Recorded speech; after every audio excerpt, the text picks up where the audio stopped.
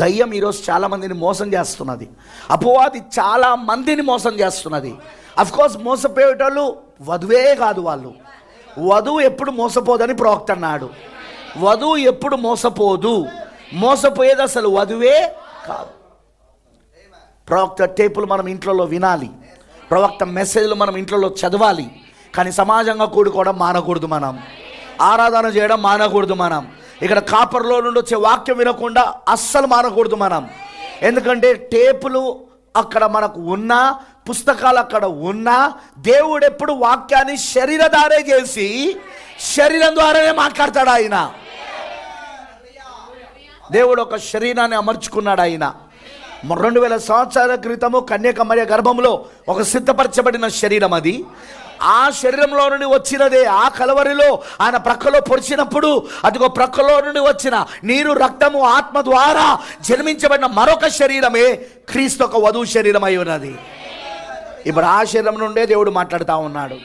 ఆ శరీరం నుండే ఈరోజు దేవుడు ప్రపంచాన్ని దర్శిస్తున్నాడు. ఆయన సూర్యుడు లేనప్పుడు చంద్రుని యొక్క కాంతిలో ప్రపంచం ఎలా నడిపించబడుతుందో, సూర్యుడు యేసుక్రీస్తు అయితే, చంద్రుడు సంఘం అయితే, ఇప్పుడు సూర్యుని యొక్క కాంతిని చంద్రుడు ప్రతిబింబిస్తున్నట్లయితే, సంఘం ప్రతిబింబిస్తున్నట్లయితే, ఏమాన్ ఇప్పుడు చంద్రుడే వెలుగునిచ్చేది అయి ఉన్నది, సంఘమే వెలుగునిచ్చేది అయి ఉన్నది, 5 రకాల పరిచయలే వధువుని ఇప్పుడు వెలుగునిచ్చేది అయి ఉన్నది.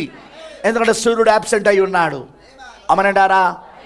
ఇంకొందరు అంటారా 1963లో సూర్యుడు వచ్చేసాడు కదా, మరి ఇక చంద్రుడు ఎందుకు అని అన్నారు అనుకో. సింపుల్ ఆన్సర్ చెప్తా నేను, వెరీ సింపుల్ ఆన్సర్.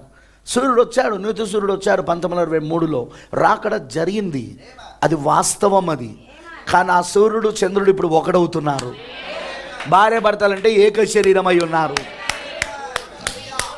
సంఘము క్రీస్తు ఒకడవుతున్నారు. ఇప్పుడు క్రీస్తు ఎవరో కాదు, సంఘ రూపంలో ఉన్నాడు. చెప్పానుగా, ఈ రాకడ ఏంటిదట? 2వ రాకడ.